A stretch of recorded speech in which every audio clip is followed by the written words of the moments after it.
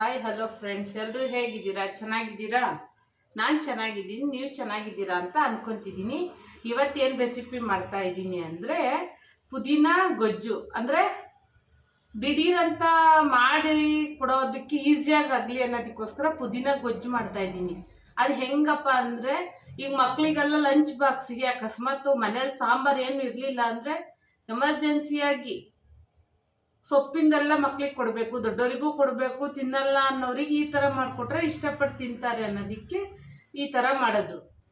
ಗೊಜ್ಜು ಮಾಡಿಟ್ಕೊಂಡು ಅನ್ನ ಒಂದು ಕಲಿಸ್ಕೊಳ್ಬೋದು. ಬೇಕಾದ್ರೆ ಬಿಸಿ ಗೊಜ್ಜು ಹಾಕಿ ಸ್ವಲ್ಪ ಈರುಳ್ಳಿ ಹಸಿಮೆಣಸಿನ್ಕಾಯಿ ಎಲ್ಲ ಹೆಚ್ಚಾಕೊಂಡು, ಹಸಿ ಬಟಾಣಿ ಇದ್ದರೆ ಬೇಸಾದರೂ ಹಾಕ್ಕೊಬೋದು, ಹಸಿ ಇದ್ದಿದ್ರೆ ಅಂತ ಅವಾಗಲೇ ಹಾಕ್ಕೊಬೋದು. ಅದನ್ನ ಹಾಕಿ ರೈಸ್ ಹಾಕಿ ಕಲಿಸ್ಕೊಡ್ಬೋದು. ಅದಕ್ಕೆ ಈಸಿ ಆಗುತ್ತೆ ಅನ್ನೋದಕ್ಕೋಸ್ಕರ ಇವತ್ತು ಮಾಡ್ತಾ ಇದ್ದೀನಿ. ಹೇಗೆ ಮಾಡೋದು ಅಂತ ತೋರಿಸ್ತೀನಿ, ಏನು ಬೇಕು ಅಂತ ತೋರಿಸ್ತೀನಿ ಬನ್ನಿ.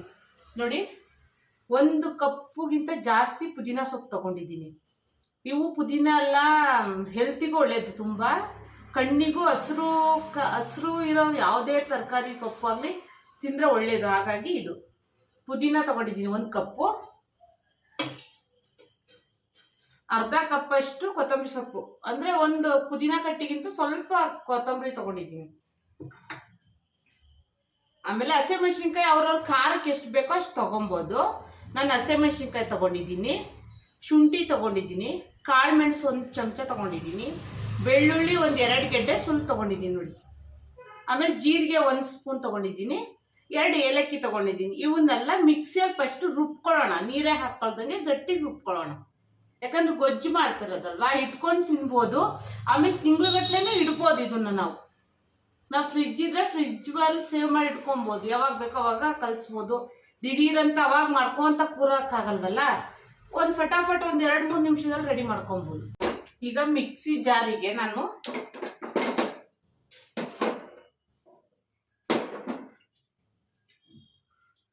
ಈಗ ಎಲ್ಲ ಹೇಳಿದ್ನಲ್ಲ, ಈಗ ಫಸ್ಟ್ ಹಸಿಮೆಣ್ಸಿನ್ಕಾಯಿ ಹಾಕ್ಕೊತಾ ಇದ್ದೀನಿ, ಹಾಗೆ ಶುಂಠಿನೂ ಹಾಕ್ಕೊತೀನಿ, ಏಲಕ್ಕಿನೂ ಹಾಕ್ಕೊತಿದ್ದೀನಿ, ಕಾಳು ಮೆಣಸು ಹಾಕ್ಕೊತಿದ್ದೀನಿ ನೋಡಿ, ಜೀರಿಗೆ ಎಲ್ಲ ಹಾಕಿ ಮಿಕ್ಸಿ ಮಾಡ್ಕೊಳ್ಳೋಣ. ಚೆಂದಾಗಿ ಫೈನ್ ಪೇಸ್ಟ್ ಆಗಿರಲಿ. ಕೊತ್ತಂಬರಿ ಸೊಪ್ಪು ಇದಕ್ಕೆ ಹಾಕ್ಕೊತಿದ್ದೀನಿ ನೋಡಿ. ಪುದೀನ 1 ಕಟ್ಟಿಗಿಂತ ಜಾಸ್ತಿ ಇದೆ ಇದು.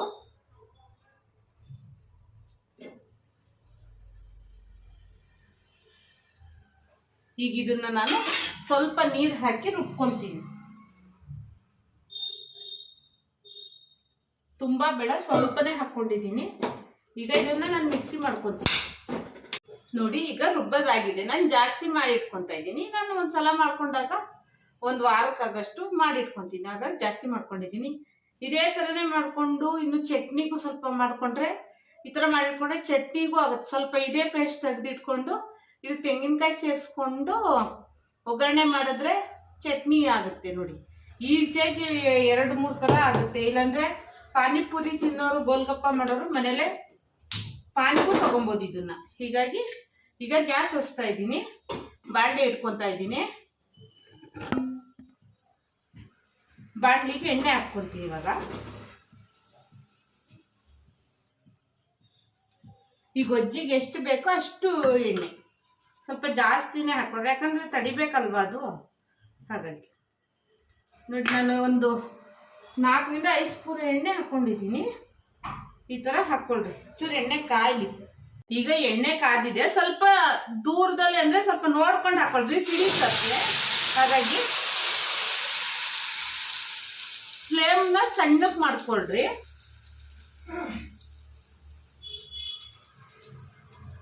ಮಕ್ಕಳಿಗೆ ಸಿಡಿಬೋದು, ಅದಕ್ಕೋಸ್ಕರ ಸ್ವಲ್ಪ ದೂರನೇ ನಿಂತ್ಕೊಂಡು ಮಾಡ್ರಿ. ಯಾಕಂದ್ರೆ ಅದು ಚಟಪಟ ಕುದಿಯೋಬೇಕಾದ್ರೆ ಸಿಡಿಯುತ್ತೆ. ಚೂರು ನೋಡಿ ಇದು ಮಾಡ್ಕೊಳ್ರಿ.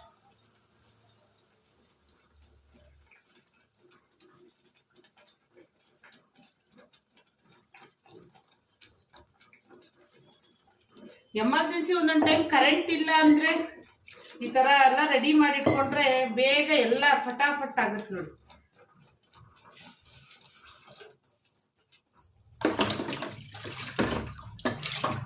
ಈಗ ಇದಕ್ಕೆ ನಾನು ಉಪ್ಪು ಹಾಕ್ಕೊಂತೀನಿ. ಎಷ್ಟು ಬೇಕೋ ಅಷ್ಟು ಗೊಜ್ಜಿಗೆ ಉಪ್ಪು ಇವಾಗಲೇ ಹಾಕ್ಬಿಡ್ತೀನಿ, ಮತ್ತು ಪದೇ ಪದೇ ಹಾಕಕ್ಕೆ ಹೋಗಲ್ಲ. ಹಾಗಾಗಿ ಈಗ ಹಾಕ್ತಾ ಇದ್ದೀನಿ ನೋಡಿ. ನಂಗೆ ಇಷ್ಟು ಸಾಕು.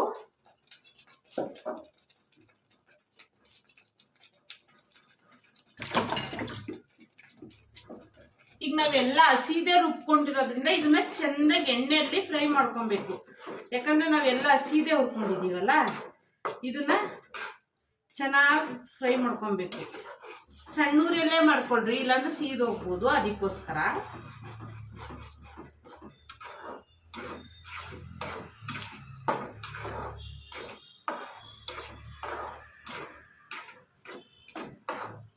ಸ್ವಲ್ಪ ಇದಾಗೋ ತನಕ, ಆಮೇಲೆ ಚೆನ್ನಾಗಾಗುತ್ತೆ. ಯಾಕಂದ್ರೆ ಹಸಿ ಸ್ಮೆಲ್ ಹೋಯ್ತು ಅಂದ್ರೆ ತುಂಬಾ ಚೆನ್ನಾಗಿ ಬರುತ್ತೆ. ಅದಕ್ಕೋಸ್ಕರ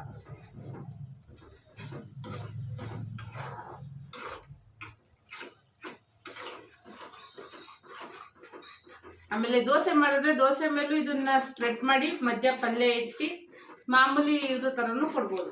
ಟೇಸ್ಟ್ ಒಟ್ಟು ಮಕ್ಳಿಗೆ ಹೇಗಾದ್ರೂ, ಮಕ್ಕಳಿಗೆ ದೊಡ್ಡವರಿಗಾಗಲಿ ತರಕಾರಿ ತಿನ್ನಲ್ಲ ಅನ್ನೋರಿಗೆಲ್ಲ ಈ ರೀತಿ ಮಾಡಿಕೊಡಿ, ಇಷ್ಟಪಟ್ಟು ತಿಂತಾರೆ. ಈಗ ನಾನೊಂದು ಪ್ಲೇಟ್ ಮುಚ್ತೀನಿ, ಯಾಕಂದ್ರೆ ಸಿಡಿಯುತ್ತೆ. ಅದಕ್ಕೋಸ್ಕರ ಒಂದು ಪ್ಲೇಟ್ ಮುಚ್ಚೋಣ. 5 ನಿಮಿಷಕ್ಕೊಂದ್ಸಲ 2 ನಿಮಿಷಕ್ಕೊಂದ್ಸಲ ಹಿಂಗ್ ಕೈ ಆಡ್ತಾ ಇರ್ರಿ, ಯಾಕಂದ್ರೆ ತಳೆ ಹಿಡಿಬೋದು. ಅದಕ್ಕೋಸ್ಕರ ಅದೇ ಸಿಡಿಯುತ್ತೆ. ಸ್ವಲ್ಪ ನೋಡಿ ಕೇರ್ಫುಲ್ ಆಗಿ ಇದು ಮಾಡ್ಕೊಳ್ರಿ, ಯಾಕಂದ್ರೆ ಇದ್ರದ್ದು ಎಣ್ಣೆ ಇದು ಪಟಾಪಟ ಸಿಡಿಯುತ್ತೆ. ಹಾಗಾಗಿ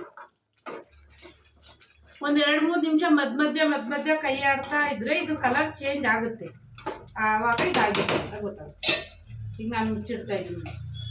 ಹಾಕಿದ ಎಣ್ಣೆ ಎಲ್ಲ ಮೇಲ್ ಬಂದಿದೆ ನೋಡಿ, ಚಟಪಟ ಅನ್ನೋದೆಲ್ಲ. ಅಂದ್ರೆ ಸ್ವಲ್ಪ ನಾವು ನೀರು ಹಾಕಿ ರುಬ್ಬಿರ್ತೀವಲ್ಲ, ಹಾಗಾಗಿ ಆ ನೀರೆಲ್ಲ ಅಬ್ಸರ್ವ್ ಆಗಿದೆ, ಇವಾಗೆಲ್ಲ ಹೋಗಿದೆ, ಹಸಿ ವಾಸನೆನೂ ಹೋಗಿದೆ. ಒಂದು 10 ರಿಂದ 12 ನಿಮಿಷ ಇದು ಥರ ಮಾಡ್ಕೊಳ್ರಿ. ಪ್ಲೇಟ್ ಮುಚ್ಚಿ ಮಾಡಿ, ಯಾಕಂದ್ರೆ ಪಟ ಸಿಡಿಯುತ್ತಲ್ಲ, ಕಣ್ಣು ಮುಖ ಎಲ್ಲ ಇದಾಗುತ್ತೆ ಅನ್ನೋದಕ್ಕೋಸ್ಕರ. ಈಗ ಗೊಜ್ಜು ರೆಡಿ. ಇದನ್ನ ಮಂಡಕ್ಕಿ ಮಾಡಬೇಕಾದ್ರೂ ಸ್ವಲ್ಪ 1 ಸ್ಪೂನ್ ಹಾಕ್ಕೊಂಡು ಮಸಾಲೆ ಮಂಡಕ್ಕಿ ಮಾಡ್ಕೊಬೋದು. ಈ ಪೇಸ್ಟ್ ರೆಡಿ ಇದೆ. ಈ ಥರ ಗೊಜ್ಜು ಮಾಡಿಟ್ಕೊಂಡ್ರೆ ತುಂಬ ಒಳ್ಳೇದು ನೋಡಿ. ಆಫೀಸಿಗೆ ಹೋಗೋರು, ಬ್ಯಾಚುಲರ್ಸಿಗೆಲ್ಲ ತುಂಬ ಹೆಲ್ಪ್ ಆಗುತ್ತೆ ಈ ಥರ ಮಾಡಿದ್ರೆ. ವಾರಕ್ಕೆ 1 ದಿವಸ ಟೈಮ್ ಇರುತ್ತೆ, ಅವಾಗ ಈ ಥರ ಎಲ್ಲ ಸ್ವಲ್ಪ ಮಾಡಿ ಇಟ್ಕೊಂಡ್ರೆ ವಾರ ಎಲ್ಲ ಈಸಿ ಆಗುತ್ತೆ.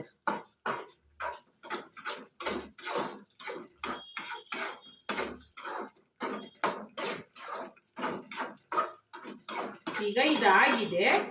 ನಾನು ಇದನ್ನ ಈ ಗೊಜ್ಜು ಹಾಕಿ ರೈಸನ್ನು ಹೆಂಗೆ ಕಲಸೋದು ತೋರಿಸ್ತೀನಿ.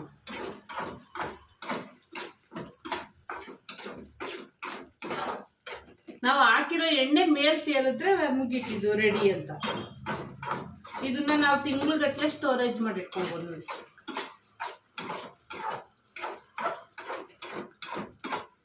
ಈಗ ಗೊಜ್ಜು ರೆಡಿ ಆಗಿದೆ. ಆ ಗೊಜ್ಜು ಹಾಕಿ ರೈಸ್ ಕಲಸೋದನ್ನು ತೋರಿಸ್ತೀನಿ. ಈಗ ಬಾಣಲಿ ಇಟ್ಕೊಂಡಿದ್ದೀನಿ. ಎಣ್ಣೆ ಸ್ವಲ್ಪನೇ ಹಾಕಿ, ಯಾಕಂದ್ರೆ ಆ ಗೊಜ್ಜಲ್ಲಿ ಇರುತ್ತೆ. ಸ್ವಲ್ಪ ಅನ್ನ ಕಲ್ಸಕ್ಕೆ 1 ರಿಂದ 2 ಸ್ಪೂನ್ ಸಾಕು. ನಮಗೆ ರೈಸಿಗೆ ಎಷ್ಟು ಬೇಕೋ ಅಷ್ಟು ಎಣ್ಣೆ ಸಾಕು. ಈಸಿಯಾಗಿ ಆಗೋದನ್ನು ತೋರಿಸ್ತಾ ಇದ್ದೀನಿ. ಗೊಜ್ಜಾಗಿ ರೆಡಿಯಾಗಿದ್ದರೆ ಸಾಸಿವೆ ಹಾಕ್ಕೊತಾ ಇದ್ದೀನಿ, ಸ್ವಲ್ಪ ಜೀರಿಗೆ, ಆಮೇಲೆ ಸೋಂಪು. ನೀವು ಯಾವುದೇ ತರಕಾರಿ ಬೇಕಾದ್ರೆ ಇದಕ್ಕೆ ಹಾಕೊಬೋದು. ಕ್ಯಾರೆಟು, ಬೀನ್ಸು, ಇಲ್ಲಾಂದರೆ ಹಸಿರು ಬಟಾಣಿ ಹಾಕ್ಕೊತೀನಿ ಅಂದರೆ ಹಸಿರು ಬಟಾಣಿ ಪೇಸ್ಟ್. ಈ ಥರ ಗೊಜ್ಜು ರೆಡಿ ಮಾಡಿ ಇಟ್ಕೊಂಡ್ರೆ ನೀವು ಆಮೇಲೆ ಏನಾದರೂ ಹಾಕೊಬೋದು. ನಾನು ಇವಾಗ ಈಸಿಯಾಗಿ ಆಗೋಕ್ಕೋಸ್ಕರ ಈರುಳ್ಳಿ, ಶೇಂಗಾ ಬೀಜ ಹಾಕ್ತಾಯಿದ್ದೀನಿ ನೋಡಿ. ಶೇಂಗಾ ಬೀಜ, ಕರಿಬೇವು, ಈರುಳ್ಳಿ ಇಷ್ಟೇ. ಈ ಗೊಜ್ಜು ಮಿಕ್ಸ್ ಹಾಕಿ ತೋರಿಸ್ತಿದ್ದೀನಿ ನಿಮಗೆ ಮಾಡೋದು.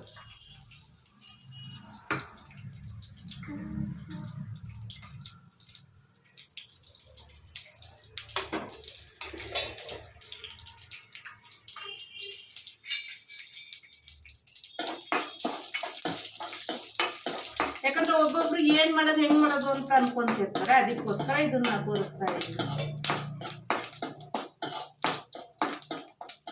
ಮತ್ತೇನು ಉಪ್ಪು ಏನು ಹಾಕೋದು ಬೇಡ, ಯಾಕಂದ್ರೆ ಆಲ್ರೆಡಿ ಉಪ್ಪು ಖಾರ ಎಲ್ಲ ಅದರಲ್ಲಿ ಇರುತ್ತೆ.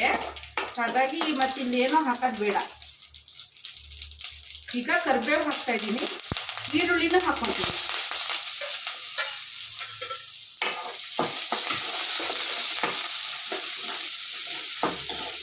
ಈರುಳ್ಳಿ ಎಲ್ಲ ಉದ್ದುದ್ದಕ್ಕೆ ಹೆಚ್ಕೊಂಡಿದ್ದೀನಿ ನಾನು.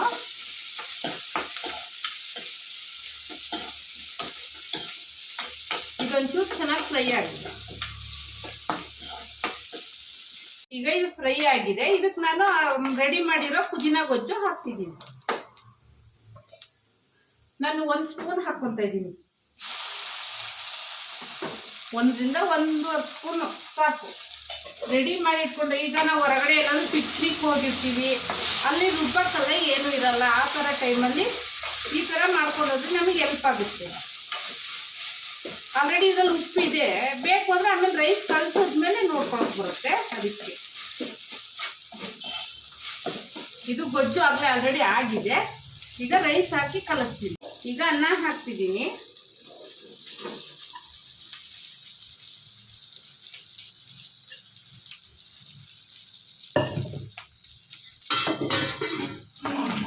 ಇದನ್ನೇ ಚೆನ್ನಾಗಿ ಫ್ರೈ ಮಾಡ್ಕೊತೀನಿ ರೈಸ್ ಅಂತ.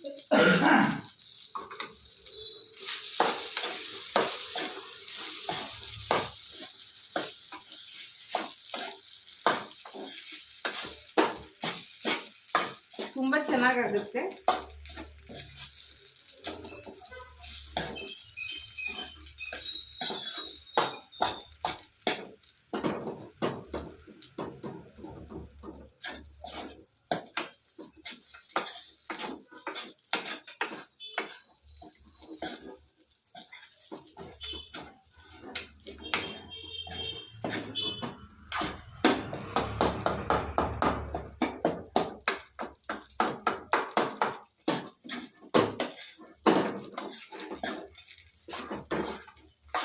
ನೋಡಿ ಗ್ರೀನಾಗಿ ಎಷ್ಟು ಚೆನ್ನಾಗಿ ಬಂದಿದೆ. ಇದಕ್ಕೇನು ಅರಿಶಿನ ಮತ್ತೇನು ಹಾಕೋದು ಬೇಡ. ನಾವು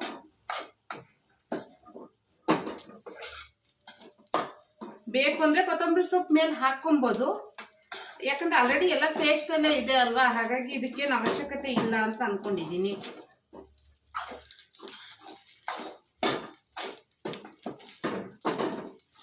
ಈಗ ಇದು ರೆಡಿ ಆಗಿದೆ, ಆಫ್ ಮಾಡ್ತೀನಿ. ಈಗ ಗೊಜ್ಜು ರೆಡಿ, ರೈಸು ರೆಡಿ ಮಾಡಿದ್ದೀನಿ. ಯಾಕಂದರೆ ಬರೀ ಗೊಜ್ಜು ಮಾಡಿದ್ರೆ ಇದನ್ನು ಹೇಗೆ ಇದು ಮಾಡೋದು ಅಂತ ಗೊತ್ತಾಗಲ್ಲ ಅನ್ನೋರಿಗೆ ಹೀಗೆ ಮಾಡಿದ್ದೀನಿ ನೋಡಿ. ಗೊಜ್ಜು ರೆಡಿ ಇದೆ, ರೈಸು ಕಲಸಿಟ್ಟಿದ್ದೀನಿ. ತುಂಬ ಚೆನ್ನಾಗಿರುತ್ತೆ, ಮಾಡಿಕೊಡಿ. ಗೊಜ್ಜು ಮಾಡಿಟ್ಕೊಂಡ್ರೆ ಅಂತೂ ಈಸಿಯಾಗಿ ಯಾವ್ದು ಬೇಕಾದ್ರೂ ಮಾಡ್ಕೊಬೋದು ನೋಡಿ. ಈ ವಿಡಿಯೋ ನಿಮಗೆ ಇಷ್ಟ ಆದರೆ ಲೈಕ್ ಮಾಡಿ, ಶೇರ್ ಮಾಡಿ, ಕಮೆಂಟ್ ಮಾಡಿ, ಹಾಗೆ ಸಬ್ಸ್ಕ್ರೈಬ್ ಆಗಿ ಫ್ರೆಂಡ್ಸ್. ಬಾಯ್. ಹೀಗೆ ಸಪೋರ್ಟ್ ಮಾಡ್ತಾ ಇರಿ.